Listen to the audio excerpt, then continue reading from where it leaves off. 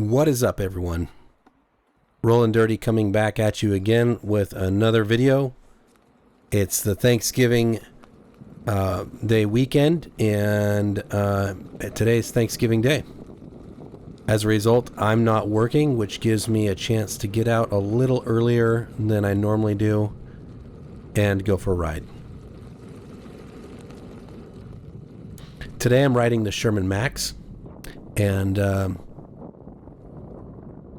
the reason I chose the Max for today's ride was because I knew I'd be on this trail, which is a fairly well-groomed trail.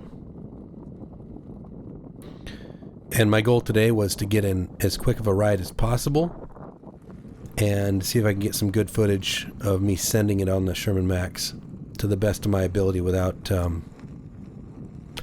cutting out. You'll have to wait till the end of the video to see if I actually do cut out. But I am going to send it. There are a few folks on the trail, so I got to be careful around them, but for the most part, the trail is largely unpopulated today, and there's just not very many people on it.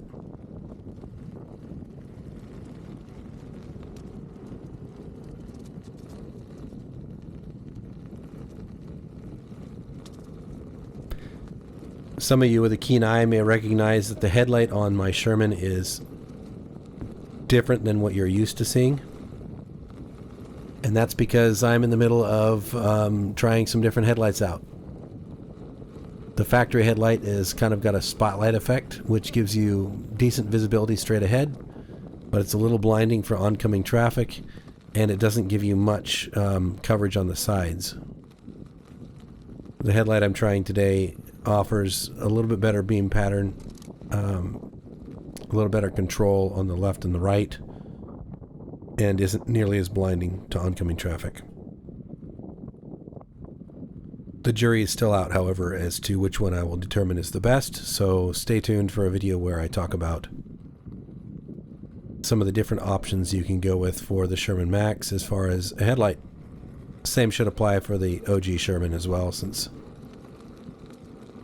I believe they'd be compatible across both models.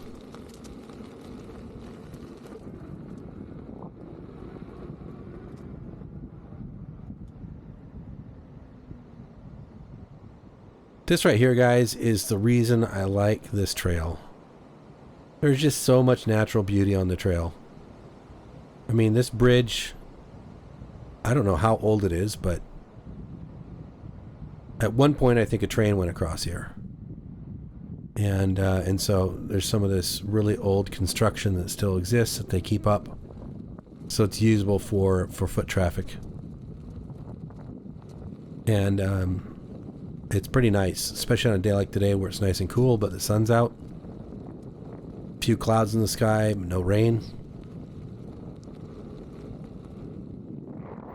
Little bit of a fall atmosphere still, given that it's November, but we're supposed to be getting snow here soon, so we'll see how long that lasts.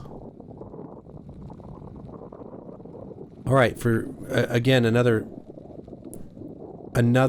point here that those of you with a keen eye may have picked up on is take a look at my right foot pedal compared to my left foot pedal, and you'll notice that my recent adjustment of my pedals was not a perfect mirror on both sides. So my right pedal actually has a slightly lower angle than the left pedal, and it is driving me crazy right now. In fact, when I first got on the rig and started going on this trail, it just felt like the unicycle was leaning to the right. And here it kind of looks like it is a little bit too, and I'm having to compensate. Ultimately what I did was I ended up using the drag of the 360 cam and selfie stick to help balance me out, because it was constantly leaning. I did resolve this when I got home after this ride, but man, it was a nightmare. Just not as enjoyable having to deal with compensating for that. And as you know, anybody who rides one of these unicycles knows that balance is everything as far as weight distribution and where you stand and the position of your feet on the pedals and so on and so forth. anything that's off is going to lead to wobbles, and I do get some. Not that are outside my control, but just more than I'm used to on the Max. The Max is normally just super stable. But today there was a headwind. There was a lot of wind actually, and I was dealing with this imbalance on the pedals. So I had a few extra variables going on here, but I was determined to send it, and I sent it anyway. And I think you'll see that as the video goes on. There's some portions up here where I hit 40 miles an hour.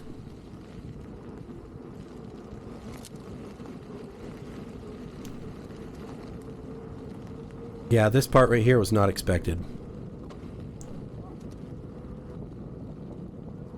Got a little bit of air there without expecting it. Now, here's a perfect time to talk about this. When something like this happens, the best advice I can give you is just ride it out with the unicycle. The unicycle wants to stay upright. And if you stay with the unicycle and you ride it out, you're likely to stay upright even if there's a little bit of wobble that goes on. You saw I wobbled a little bit off that jump because I wasn't expecting it. But if you stay with the unicycle and you just determined to stay on it, that alone can prevent you from getting into some kind of hairy accidents. The last thing you want to do is jump off the unicycle if you're still able to at least slow it down some before you have an accident. But in the event you hit like a bump like that where, you know, you weren't expecting it and it kind of destabilizes you for a second, ride it out. Because that wheel's going to want to stay upright. And if you stay on it, you'll stay upright too.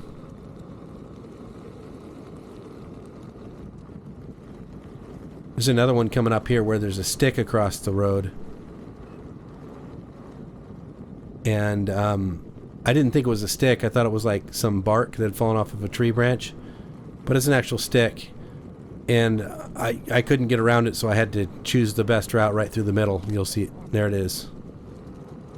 Fortunately, it was rotten and broken up, and I found a spot between two broken pieces there where I didn't have to go over as much material. But I'm probably moving at like 35 miles an hour here, so a little disconcerting to say the least.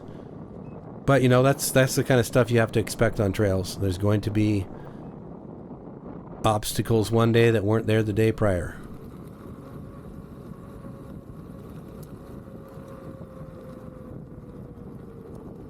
Dress for the slide, not for the ride. If I was dressing for the ride, I'd be wearing no gear, because it'd just be awesome to be completely free of all this gear and moving at that speed. But the second I came off the unicycle, I would have regretted that choice. So I'm determined to continue to wear the gear.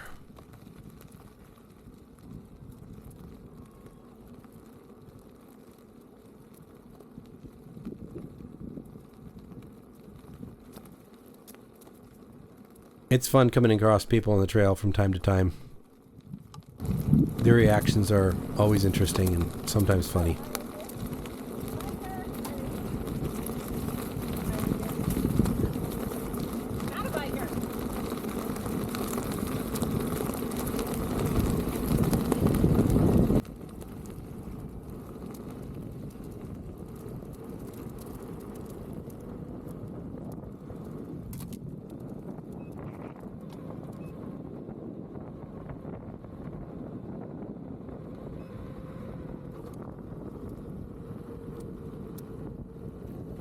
Right here it does feel like it's leaning it a little to the right, my right. And it does look like that in the video too. All that gets resolved as soon as I adjust that pedal a little bit more once I get home. Felt great after that.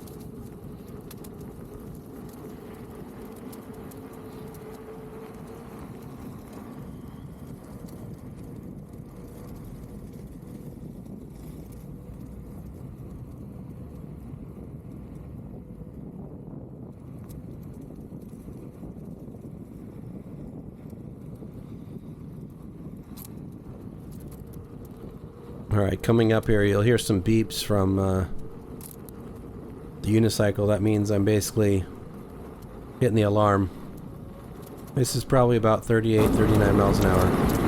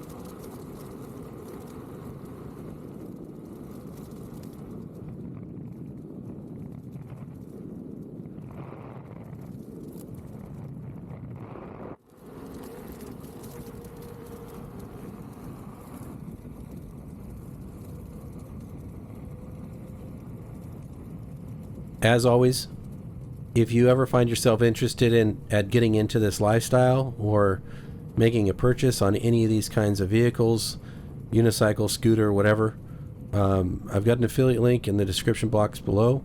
It doesn't change your price if you use that link, but it does give me a bit of a kickback and incentivizes me to keep making content like this. If you made it all the way to the end here, I just want to thank you for taking the time out of your day to watch my video. I hope you had a wonderful Thanksgiving. If you are in the United States and elsewhere, just a wonderful day period. Catch you next time.